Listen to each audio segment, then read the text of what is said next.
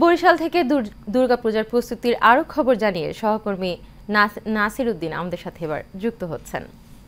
অবলম্বীদের সবচেয়ে বড় ধর্মীয় উৎসব হলো শারদীয় দুর্গোৎসব। আর এই শারদীয় দুর্গোৎসবকে কেন্দ্র করে বরিশালের মন্দিরে মন্দিরে ইতিমধ্যে প্রতিমা তৈরিতে ব্যস্ত সময় পার করছেন মৃৎশিল্পীরা। আমরা বরিশালের কয়েকটি মন্দির ঘুরে দেখেছি যে মাটির কাজ যে ছিল তা কিন্তু ইতিমধ্যে শেষ হয়ে গেছে। এরপরে কিন্তু রং তুলির কাজ, অর্থাৎ রং তুলির আসরের মাধ্যমে কিন্তু ফুটিয়ে তুলবে দেবীর আসল সৌন্দর্য।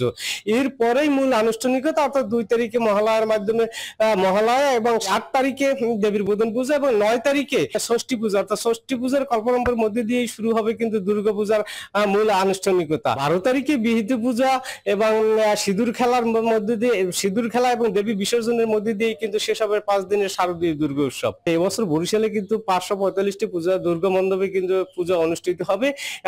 এছাড়া আমি পূজা উদযাপন কমিটির সাথে কথা বলে যেমনটা জানতে পেরেছি যে এবছর কিন্তু জাঁকজমক ভাবেই মন্দিরে পুজো উদযাপন হবে। তবে গত বছরের সেই কিছু কিছু মন্দিরে কিন্তু আরো জাঁকজমক ভাবে পূজা উদযাপন করা হবে। এই পূজাকে কেন্দ্র করে আইন শৃঙ্খলা বাহিনী কিন্তু বেশ তৎপরতা থাকবে। মন্দিরে আনসার পুলিশ সহ র্যাব এবং সাদা পোশাকে কিন্তু আইন শৃঙ্খলা বাহিনী কাজ করবে। এছাড়াও বিশেষ নিরাপত্তার ক্ষেত্রে কিন্তু মন্দিরে মন্দিরে সিসি ক্যামেরা স্থাপন করা হবে। বরিশাল থেকে এই ছিল আমার কাছে সবশেষ।